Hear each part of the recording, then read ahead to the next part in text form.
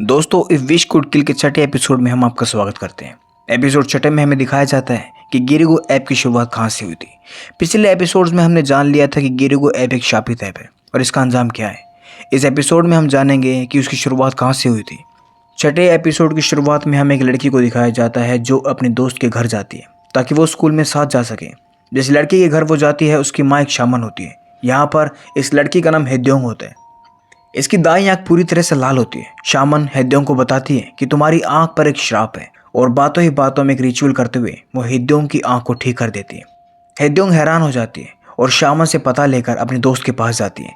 यहाँ पर इस लड़की का नाम सिबोन होता है। सिबोन शामन की बेटी होती है और वो अपनी माँ से नफरत करती है। शिबोन का मानना था कि उसकी माँ की वजह से ही उसके पिता मारे गए थे, इसलिए वो अपनी माँ के साथ नहीं रहती।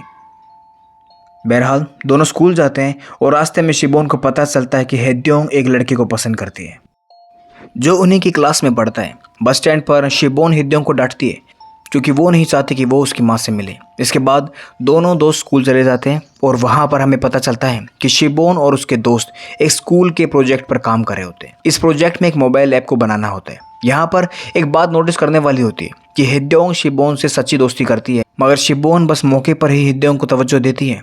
हेद्योंग शिबोन की दोस्ती के लिए मर रही होती है, मगर शिबोन को नए दोस्त मिलते ही वो हेद्योंग को छोड़ देती है। इसके बाद शाम को शिबोन स्कूल में रुक जाती है ताकि वो अपनी ऐप पर काम कर सके और वही हेद्योंग घर चली जाती है। रास्ते में उसे शिबोन की माँ मिलती है जो ज़बरदस्ती उसे अपने साथ अपने घर ले जाती है क्योंकि कहीं ना कहीं हेद्योंग की शामनिज्म में रुचि होती है और ये बात शामन को पता होती है। यहाँ पर बातों ही बातों में शामन शिबोन की माँ हेद्योंग को एक रिचुअल सिखा देती है जिसमें वो किसी को भी अपने वश में कर सकती थी। वहीं दूसरी तरफ शिबोन के दोस्त मानते थे कि शामन हेद्योंग की ही माँ है, जबकि वो शिबोन की ही माँ होती है। यहाँ पर ये ऐप भी ऐसी ही थीम में बनाते हैं जो ऐप इच्छा पूरी कर सकती है। वहीं शामन हेद्योंग को सिखा रही होती है कि किसी को भी अपने वश में कैसे किया जा सकता है। तभी शिबोन वहाँ पर आ जाती है और हेद्योंग को देख लेती है कि वो उसकी माँ के साथ है और शिबोन को लगता है कि हेद्योंग उसकी माँ से सबूत लेकर शिबोन को ब्लैकमेल करना चाहती है और इतना कहकर वो वहाँ से चली जाती है। अब शिबोन एक चाल चलती है। वो हेद्योंग को बताती है कि हम एक ऐसी ऐप बना रहे हैं जिसमें हम अपनी डेट ऑफ बर्थ और नाम पेपर पर लिख कर उसमें कोई भी इच्छा मांगते हैं तो वो पूरी हो सकती है। हेद्योंग को दिखाने के लिए शिबोन अपना नाम और डेट ऑफ बर्थ लिखकर कहती है कि उसकी इच्छा है कि उसकी माँ मर जाए और इसके बाद वो हेद्योंग को भी इच्छा मांगने के लिए कहती है। यहाँ पर हेद्योंग उसकी बातों में आ जाती है और विश मांग लेती है कि क्लास का लड़का उसे डेट करने लगे और इस बात की वीडियो शिबोन बना लेती है। मतलब शिबोन हेद्योंग को बातों में फंसाकर उसका राज उगलवा लेती है और उसकी वीडियो भी बना लेती है। इसके बाद एक दिन शिबोन अपनी माँ के उस कमरे में जाती है जहाँ पर वो अपना शामनिज्म का काम करती थी और उस कमरे को पूरी तरह से तोड़ देती है, जिसकी वजह से शामन के देवता नाराज होकर शिबोन को मारने के लिए लाखों कीड़े उसकी तरफ भेज देते हैं। मगर शामन समझ जाती है कि ये बहुत बड़ी भूल है, इसलिए वो देवताओं से माफ़ी मांगती है और अपनी बेटी की जान की भीख मांगती है।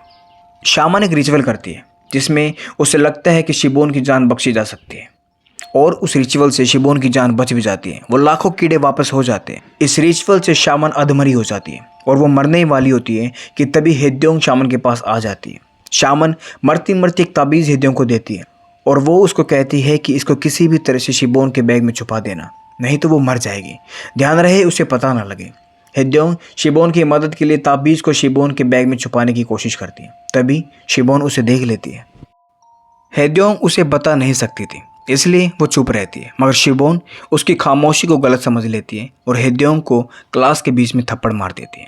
शिबोन को लगता है कि वो उसका फ़ायदा उठाना चाहती है। उसके कहने के बावजूद भी वो उसकी माँ से दूर नहीं रही और बदले की आग में क्लास के बीच में शिबोन वो वीडियो चला देती है जिसमें हेद्योंग ने विश मांगी थी कि वो लड़का उससे प्यार करने लगे। पूरी क्लास हेद्योंग पर हंसने लगती है, उसका मजाक उड़ाने लगती है। तभी वही लड़का आता है जिससे हेद्योंग प्यार करती है और वो क्लास के बीच में हेद्योंग को थप्पड़ मारने लगता है। अब हेद्योंग के लिए हद हो जाती है और वो उसी रिचुअल के ज़रिए जो शामन ने उसे सिखाई थी वो एक डोल बनाती है और उस डोल पर उस लड़के के कोट का बैच लगाकर मोबाइल पर गिरिगो ऐप ऑन करके विश मांग लेती है कि मेरी इच्छा है कि तुम सब मारे जाओ, और बलि के तौर पर वो खुद की गर्दन काट लेती है और सारा खून मोबाइल पर उस ऐप पर जाकर गिरता है। दोस्तों, उस रिचुअल में शामन ने हेद्योंग को सिखाया था कि अगर तुम किसी को अपने वश में करना चाहती हो तो तुम्हें एक डोल लेनी है।